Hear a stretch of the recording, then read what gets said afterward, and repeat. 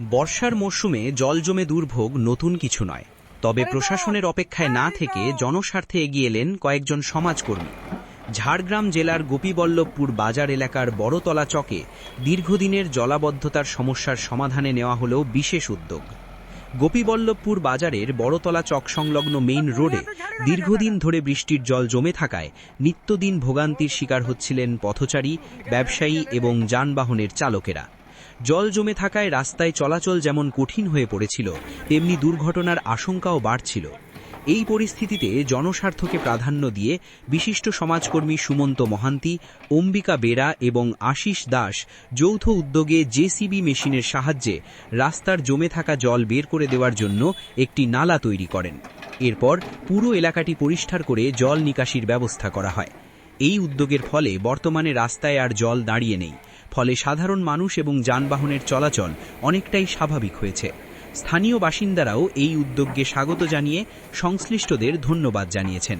উদ্যোক্তাদের পক্ষ থেকে জানানো হয়েছে, শুধু বড়তলা চক নয়, আশেপাশের অন্য এলাকাতেও যদি জল জমে সাধারণ মানুষের দুর্ভোগ তৈরি হয়, তাহলে তাদের সঙ্গে যোগাযোগ করার আবেদন জানানো হচ্ছে। জনস্বার্থে যথাসম্ভব সহযোগিতা করার আশ্বাসও দিয়েছেন তারা। কেবল অভিযোগ নয়, সমস্যার সমাধানে মাঠে নেমে কাজ করার এই উদ্যোগ এলাকাবাসীর কাছে ইতিমধ্যেই প্রশংসা কুড়িয়েছে। এখন দেখার এমন উদ্যোগ অন্য এলাকাতেও কতটা ছড়িয়ে পড়ে। Bureau report.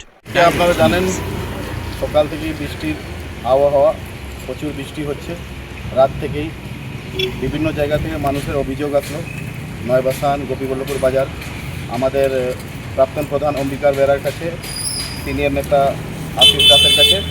সেই কথা শুনে আমরা রাস্তায় নামি, জেসিবি নিয়ে যেখানে জল বেঁধে দেওয়া হয়েছে, জল বেরোচ্ছিল না, সেই জায়গাগুলোকে আমরা ক্লিয়ার করলাম, যাতে জল যখন নিকাশি ব্যবস্থাটা ঠিক থাকে, জল না দাঁড়িয়ে থাকে। বাজারের উপরে, নয়বাসানে, হাড়িপাড়াতে, বিভিন্ন জায়গাতে যেখানে জলের জন্য সাধারণ মানুষকে অসুবিধা হচ্ছিল, সেই জায়গাগুলোকে ক্লিয়ার করারও আমরা ভারতীয় জনতা পার্টি এবং নয়গ্রাম শিব মণ্ডল আমাদের সভাপতি স্বপন রথের আদেশে আমরা সবাই মিশে এই গোপীবল্লভপুর বাজার এবং নয়বাসানে জল জমাগুলো ক্লিয়ার করলাম এবং সাধারণ মানুষের জন্য ঠিক করলাম কি মানুষ থাকতে পারে, জল না থাকুক।